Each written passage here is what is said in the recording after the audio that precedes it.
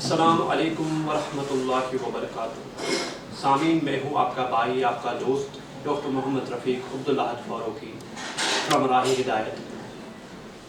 آج جو مہمان ہمارے ساتھ جوائن ہو چکے ہیں، یہ کسی بھی تعارف کے محتاج نہیں ہے۔ اللہ پاک نے ان کو دین و دنیا آلریڈی بہت نوازا ہے۔ میں بات کر رہا ہوں ڈاکٹر عبدالصبور شیخ صاحب گاندھی نگر سے۔ سر، السلام علیکم ورحمۃ اللہ وبرکاتہ۔ بہت بہت شکریہ سر، آپ نے ہمارے لیے اپنا قیمتی ٹائم دیا۔ اللہ آپ کو اجر عظیم سے عطا فرمائے۔ سر، سب سے پہلے جو میں آپ کو اس پروگرام میں سوال پوچھنا چاہتا ہوں کہ آپ ہمیں اور سامعین کو اپنا انٹروڈکشن دیجیے۔ السلام علیکم ورحمۃ اللہ وبرکاتہ۔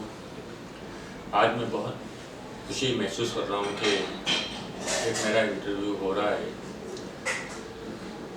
میرا اسم گرامی ہے ڈاکٹر عبدالصبور شیخ، اور میرے والد کا نام مرحوم حافظ عبدالشکور شیخ۔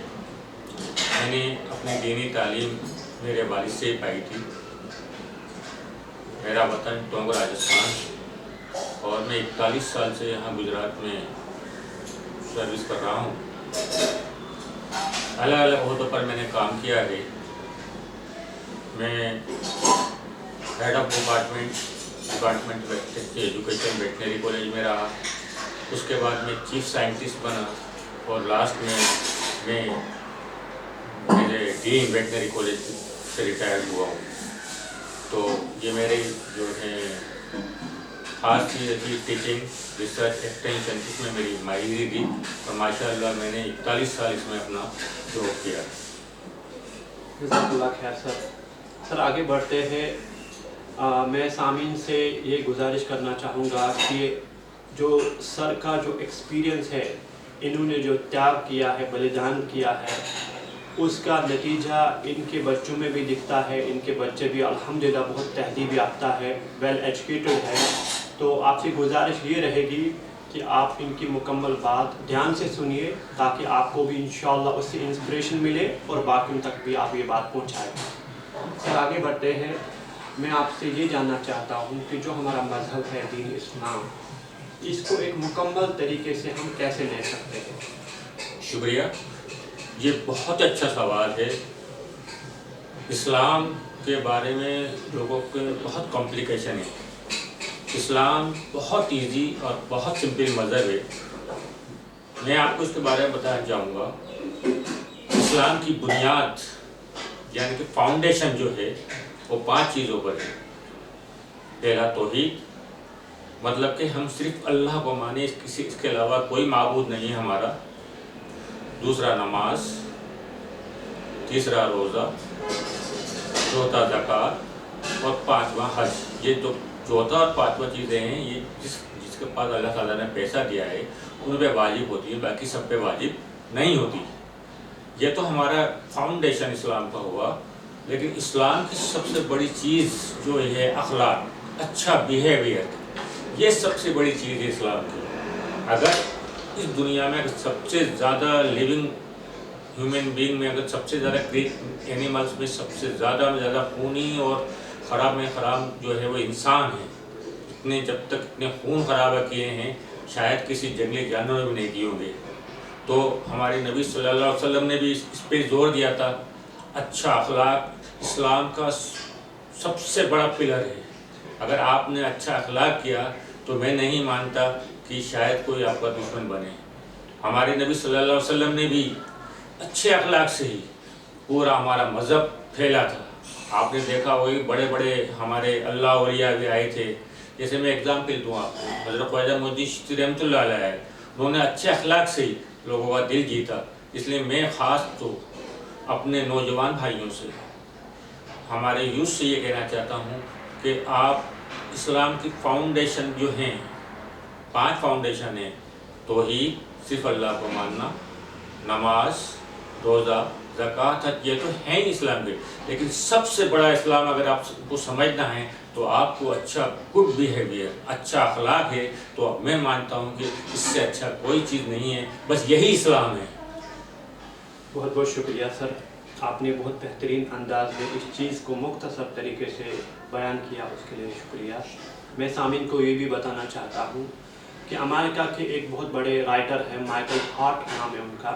उन्होंने एक बुक लिखी है सर, द 100 कि 100 लोगों का उन्होंने सर्वे किया है और उसमें से एक लिस्ट बनाया है कि पहला नंबर किसको दूँ, दूसरा किसको दूँ, वगैरह वगैरह। हालांकि वो क्रिश्चियन है।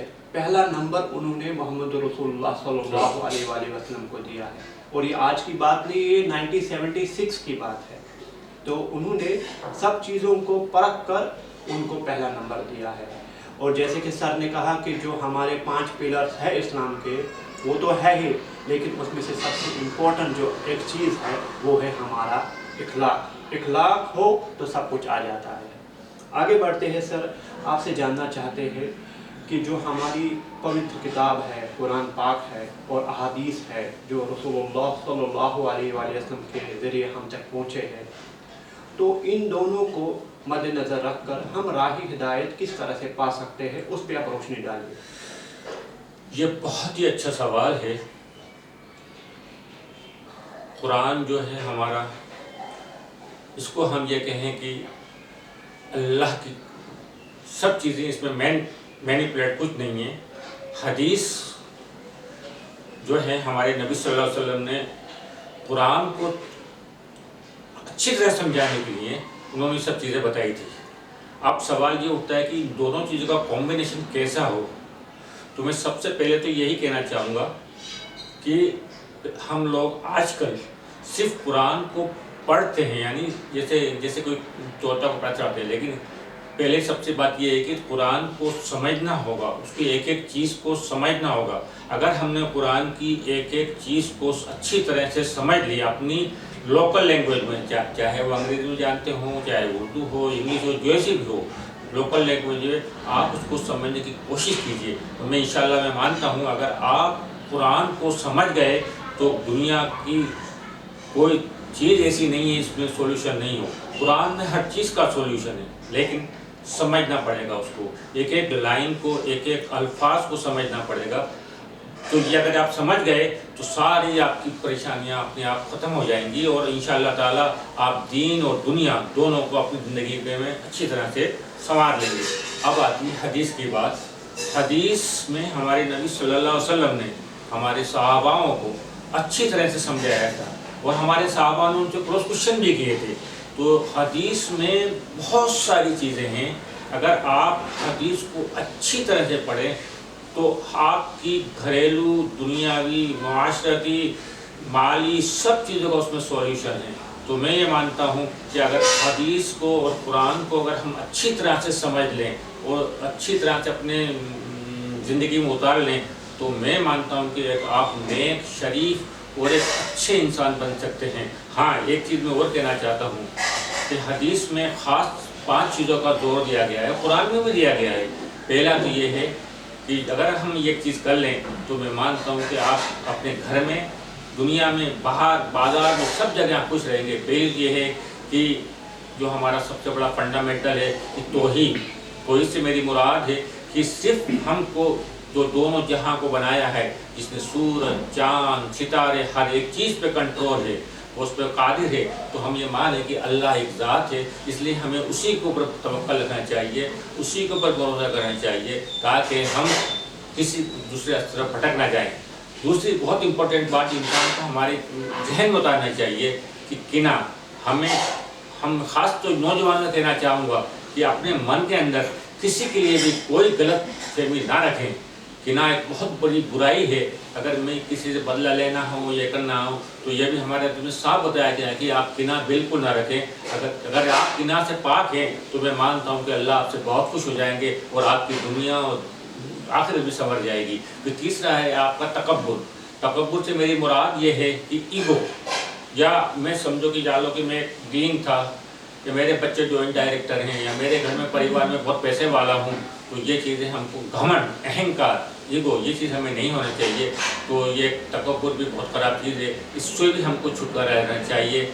और चौथी चीज़ होती है मैं ख़ास कर आज इस जनरेशन में जो मैं देख रहा हूँ, जो मैं ऑब्ज़र्व कर रहा हूँ, آج ہمارے والدین یعنی ہمارے پیرنٹس کو آج کل کے بچے کوئی ریسپیکٹ نہیں دے رہے ہیں، ہمارے پیرنٹس در بدر کی ٹھوکریں کھا رہے ہیں. تو میں خاص کر میرے یوتھ سے، نوجوانوں سے اور آنے والے جنریشن سے یہ ریکویسٹ کرنا چاہوں گا، یہ ہمارے حدیث میں بھی ہے، قرآن میں بھی ہے، بار بار قرآن میں کہا گیا ہے کہ اپنے والدین کی قدر کرو، والدین کو اونچی آواز میں بات نہ کرو، والدین کو بڑے ادب سے بلاؤ. تو یہ میں کہنا چاہتا ہوں کہ اپنے والدین کے ساتھ ہمیشہ غلط برتاؤ نہ کریں، اچھا سلوک کریں، ان کے پاس بیٹھیں، ان کی فریادیں سنیں اور ہو سکے تو ان کی دعائیں لیں. تو یہی سب سے بہت بڑی چیز ہے. اور لاسٹ میں کہنا چاہوں گا کہ آج کل جو کہتے ہیں کہ ہم ماڈرن ہیں، ماڈرن سے میری مراد آج کل کے لوگ شراب، جوا، ایسی بہت ساری چیزیں ہیں جس میں آج ہمارا نوجوان پڑا ہوا ہے،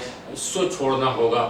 تو میں یہ مانتا ہوں کہ اگر یہ چیزیں مان لیں تو ہم اپنے یہ سب چیزیں ہمارے حدیث میں ہیں اور ہمارے قرآن میں ہیں، تو ان چیزوں کو اگر ہم فالو کریں گے تو انشاءاللہ تعالی ہمیں کوئی تکلیف نہ ہوگی، ہماری دین اور دنیا دونوں بن جائے گی، ہمارا جو فیملی ہے وہ خوش خوشحال ہوگا. میں تو اپنے لیے کہہ رہا ہوں، میں ایک حافظ خاندان سے ہوں، میرے والد حافظ سے.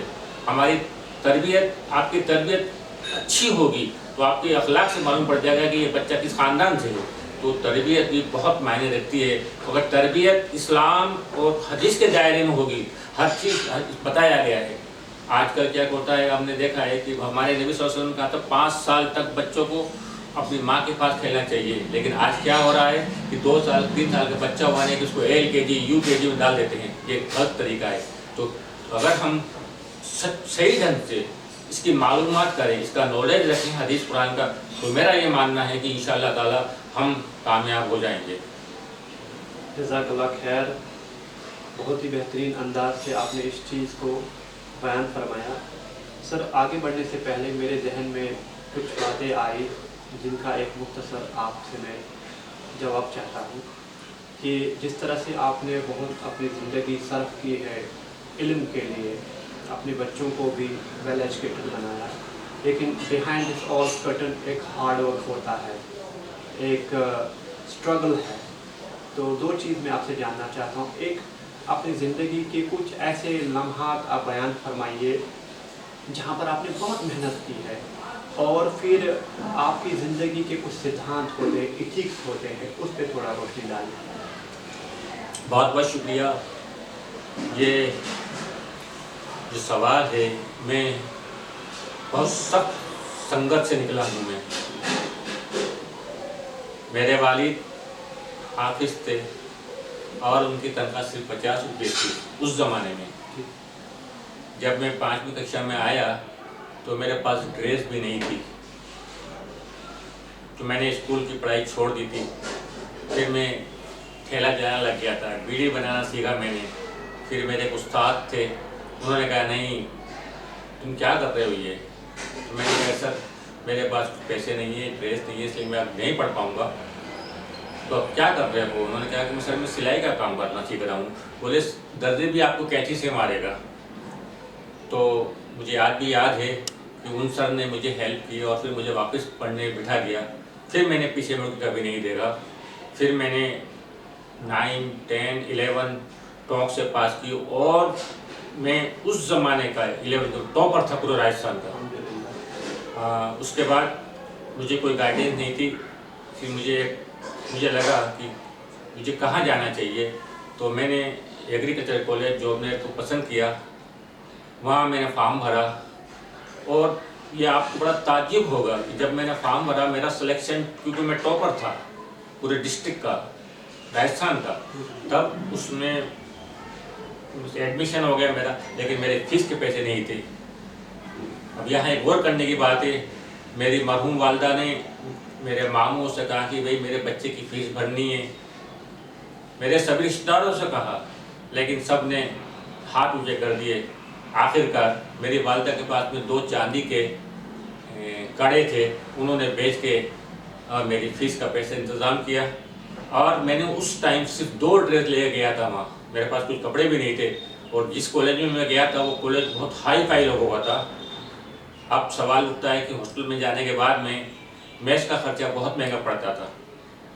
وہ میری حیثیت نہیں تھی کہ میں میس کا خرچہ دے سکوں. تب میں نے ایک کوٹلی وہاں کرائے سے رکھی، اور رکھنے کے بعد میں میں نے اپنے ہاتھ سے کچن میں جا کے کوئلہ لے کے اپنے ہاتھ سے کھانا بناتا، کلاس اٹینڈ کرتا. اس کے بعد پھر میں نے جب پیسے کی کمی ہونے لگی، فیس نہیں تھی، میرے والد کی طاقت ہمت دے چکی تھی، تب میں نے ڈیری میں جا کے وہاں نوکری کی. صبح مارننگ میں 4 بجے اٹھ کے وہاں جاتا تھا، ڈیری کا رپورٹ لکھتا تھا. اس طرح سے مجھے وہاں 100 روپے مہینہ ملتا تھا. اس طرح میری وہاں لائف بہت کمفرٹیبل ہو گئی اور میں ایزیلی اپنا خرچ پورا کر لیا. اور میں نے اپنی BSc کی پڑھائی ڈسٹنکشن کے ساتھ میں پوری کی. اور ماشاءاللہ اس کے بعد مجھے یہاں گجرات کے اندر نوکری مل گئی تھی. پھر میں نے یہاں نوکری جوائن کر لی. تو مطلب اسٹرگل تو میں نے بہت کیا ہے، یہ میں نے آپ کو بتا دیا ہے. آپ یہ مت سوچو کہ میں غریب فیملی ہوں. آپ کا جو ہے ول پاور اسٹرانگ ہونا چاہیے، تو آپ کو کوئی روک نہیں پائے گا. ہاں تھوڑی تکلیفیں آتی ہیں لیکن اس تکلیف کو بھی سولو کر سکتے ہیں. اس کے بعد میں نے پیچھے مڑ کے نہیں دیکھا. پھر میں نے ماسٹر ڈگری کی. ماسٹر ڈگری میں میں نے میرا OGPA 4/4، مطلب میں نے راجستھان یونیورسٹی بیکانیر سے گولڈ میڈل لیا، چانسلر گولڈ میڈل. اس کے بعد میرے دونوں بچے بھی تھے، وہ بھی میرے ساتھ پڑھتے تھے. ہم نے ماں باپ بیٹا اور بیٹی تینوں ساتھ ساتھ پڑھنے جاتے تھے. یہ آپ کو بڑا آشچریہ ہوگا. تو لوگ کہتے تھے کہ باپ بھی پڑھتے ہیں، چھوٹا بیٹا وسیم جو ہے وہ فرسٹ KG میں پڑھتا تھا، بیٹی جو تھی نرسری میں پڑھتی تھی. اور ماشاءاللہ میں اتنا خوش اس کے لیے میرے پاس الفاظ نہیں ہیں آج. میری مرحومہ بیوی جنہوں نے یہ سب کام، میں تو دور میں رہتا تھا، انہوں نے بہت بڑا کام کا انجام دیا. انہوں نے بچوں کو پڑھایا لکھایا، لیکن آج وہ اس فانی دنیا میں نہیں ہیں، اللہ نے مقصد فرمائے. لیکن انہوں نے بچوں کو اتنی تعلیم دی کہ ماشاءاللہ میرا بڑا بیٹا وسیم، انہوں نے PhD کیا مولکولر بایولوجی اینڈ بایوٹیکنالوجی میں کیا، انہوں نے گولڈ میڈل لیا. میری ایک بیٹی Bilqis Bano food and nutrition میں انہوں نے MSc کیا. انہوں نے she got 5 gold medal simultaneously in the history of Gujarat. آج بھی ان کا کوئی ریکارڈ توڑ نہیں پایا ہے. اور تیسرا میرا بیٹا جس نے کرمنالوجی نے ماسٹر ڈگری کیا، اس کو پرائم منسٹر نریندر بھائی مودی نے اس کو ایوارڈ دیا. اور چوتھی میری ایک بیٹی جو ہے she is also topper in microbiology and life science. تو میری اللہ کے فضل و کرم سے ہم نے تعلیم کو بہت بڑا معیار ہتھیار مانا. اور آج یہی وجہ ہے کہ ماشاءاللہ ہماری فیملی خوب تعلیم یافتہ ہے اور سب ماشاءاللہ خوشحال ہیں. بس میں نوجوانوں یہی کہنا چاہوں گا کہ کبھی بھی ہمت نہ ہاریں.